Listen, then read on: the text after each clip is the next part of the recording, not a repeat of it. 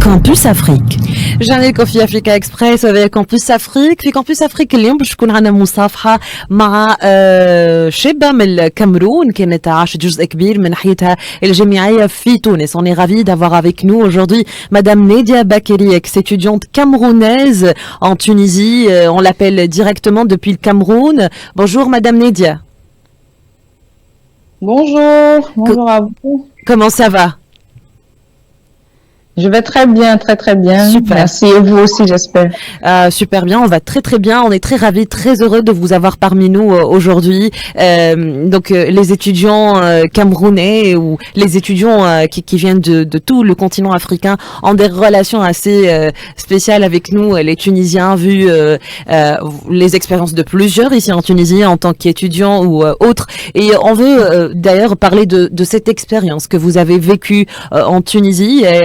Permettez-moi de commencer avec ma première question. Donc, pouvez-vous nous parler de cette expérience en tant qu'étudiante camerounaise en Tunisie? Quand est-ce que vous avez commencé votre première année universitaire ici? Quels étaient les challenges? Quels étaient aussi les bons moments que vous avez passés en Tunisie? Je voudrais aussi rappeler que Nadia, elle est de retour actuellement à Yaoundé. Elle est en train de travailler actuellement à Yaoundé. C'est un modèle donc qui est vraiment à méditer, à développer. Donc des étudiants qui viennent en Tunisie apprennent scientifiquement, techniquement, plein de choses et rentrent au pays avec plein de renforts technologiques et techniques. Vous êtes notre ambassadrice au Cameroun, là. Ah oui, avec plaisir. Alors, parlez-nous, on est très curieux de savoir cette expérience, comment ça a commencé, comment vous avez eu l'idée de venir d'ailleurs en Tunisie pour vivre cette expérience en ce qui concerne votre formation universitaire. Ah, ça c'est vraiment génial. Alors déjà, l'idée, elle m'est venue de mon papa.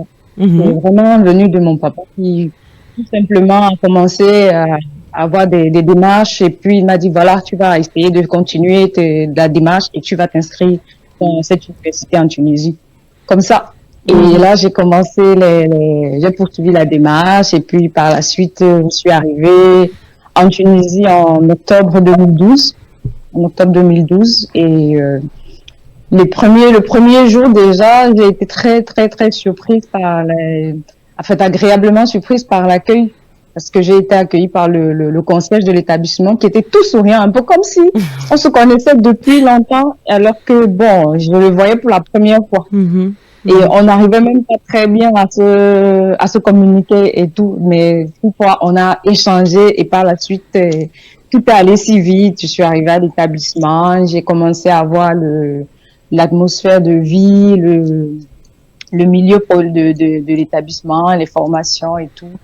Donc le premier contact déjà c'était vrai que c'était quelque chose de nouveau, c'est quelque chose un changement, un grand changement, parce qu'on n'avait plus la famille à côté, on n'avait plus les parents, on n'avait plus tout ce qu'on connaît un peu régulièrement, mais c'est grâce à ça qu'on a appris à connaître d'autres choses, à connaître de nouvelles personnes.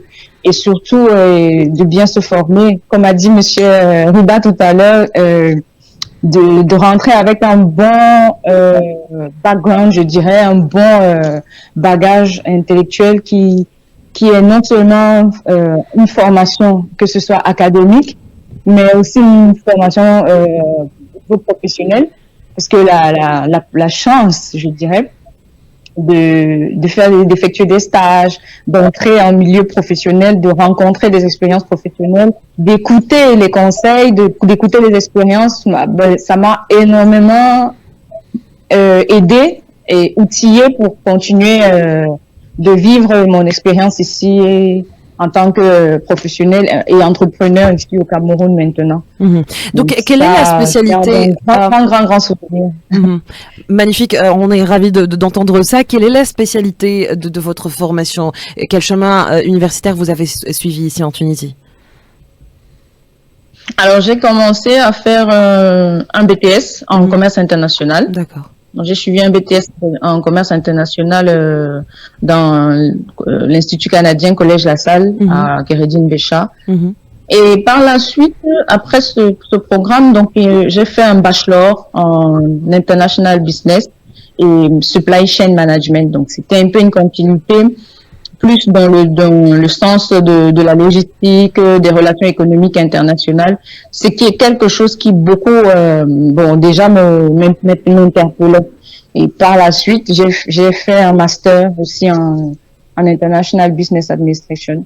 Donc, ça m'a ouvert un peu l'esprit sur les relations économiques entre les pays, que ce soit des pays d'Afrique ou les pays d'Europe, en essayant de retrouver la connaissance sur les ressources que chacun de nous disposait et de comment est-ce que nous pouvons essayer de rentrer dans une interaction. Donc, vraiment, c'est du business. Nadia, si je vous demandais de comparer un petit peu l'expérience que vous avez eue avec la même expérience si vous l'avez fait au Cameroun, c'est-à-dire qu'est-ce qu'offre la Tunisie en plus que par rapport à ce que les universités au Cameroun sont en train aujourd'hui d'offrir dans la même spécialité, ce qui vous avez poussé à venir en Tunisie plutôt que de faire la même chose chez vous, qu'est-ce qu'il y a de plus? Alors déjà, pour la filière, il n'y a pas de master, il n'y a pas de bachelor en business administration. C'est quelque chose qui est nouveau. C'est tout récemment que vous avez des écoles qui proposent ce genre de programme. C'est des programmes de business school. Vous trouvez plus ça dans des écoles françaises, des écoles anglo-saxonnes. Et en Tunisie, il y a cette possibilité, en fait, d'effectuer ce genre de programme. Et au Cameroun, c'est pas encore véritablement développé parce que en même temps qu'on les fait, il faut rentrer dans une pratique en entreprise. C'est des formations professionnelles. Et ce que je peux dire un peu plus au niveau de la formation professionnelle en Tunisie, elle a une grande valeur ajoutée. Elle a vraiment une grande valeur ajoutée, une grande considération dans la formation, dans l'implication en entreprise. Par contre, au Cameroun, on est encore beaucoup sur la formation universitaire. On est encore plus sur les diplomations universitaires. Et quand vous entrez en entreprise, vous êtes pratiquement un peu très théorique. Vous n'arrivez pas rapidement à développer les aptitudes du terrain. Par contre, en formation professionnelle au sein, par exemple, d'un établissement ou bien même universitaire au sein d'un établissement en Tunisie, vous avez des programmes qui vous permettent de faire des expériences, des exercices pratiques, des simulations pratiques pour que vous vous projetez dans l'esprit en fait de l'entreprise. Parce que c'est ça, on se forme pour avoir des compétences pour un emploi, une valeur ajoutée pour un emploi, pas uniquement pour avoir un diplôme en fait. Il y a aussi l'activité associative aussi dans laquelle les étudiants sont en train d'être très impliqués particulièrement. Ça, vous avez eu cette opportunité? Oui. Donc vous trouvez que ça a été utile pour votre vie professionnelle actuellement? Énormément. Énormément. Je pense que si je n'avais pas fait cette expérience, et il y a beaucoup de choses que je n'aurais pas anticipées, que je n'aurais pas connues. En fait, même en les traversant, je n'aurais pas pris les décisions qu'il faille prendre en face de cette situation. Ça rend un peu plus réactif, en fait.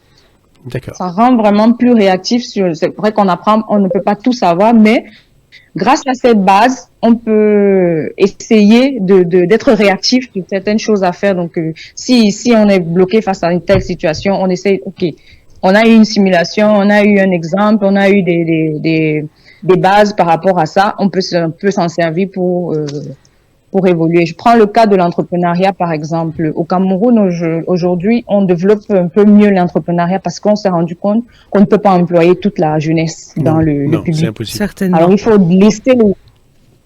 faut laisser les jeunes exprimer leur talent, leur idée. Il faut laisser les entreprises prospérer. Donc, c'était quelque chose qu'on n'avait pas encore mis en avant et qui commence à peine à prendre de l'envol. Alors, nous, en Tunisie, on avait constamment des séminaires sur la création d'entreprises.